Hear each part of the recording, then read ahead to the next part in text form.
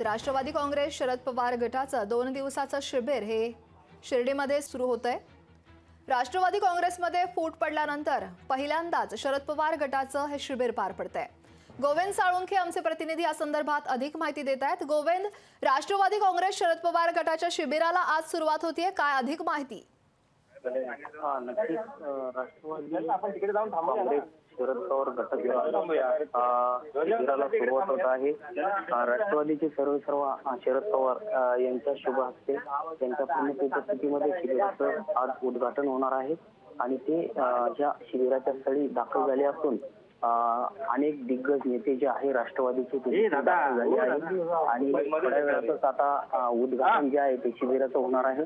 आणि आपण जर पाहिलं तर दृश्यांमध्ये पाहू शकतो की शरद पवार साहेब असतील आणि इतर दिग्गज नेते जे आहे ते देखील या ठिकाणी आलेले आहे। जयंत पाटील जर पाहिलं तर ते देखील या ठिकाणी आलेले आहे आणि आता त्यांच्या शुभ हस्ते जे आहे ते उद्घाटन आता पार पडणार आहे आणि ते आता लगेच उद्घाटनाच्या स्थळी जे आहे ते शरद पवार दाखल होत आहे। आपण जर पाहिलं तर जयंत पाटील देखील त्यांच्या सोबत आहे, अनेक दिग्गज नेते जे आहेत ते आहे, जितेंद्र आव्हाड देखील आलेले आहे, सुप्रियाताई सुळे देखील या ठिकाणी आलेले आहे।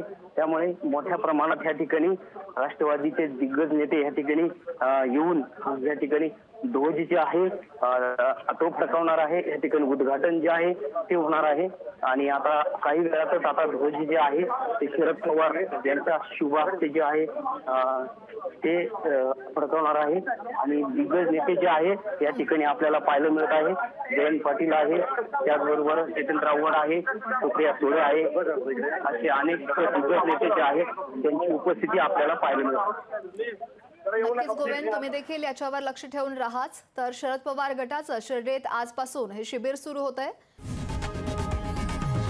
लोकशाही मराठी ऐका, पहा, जागरूक रहा।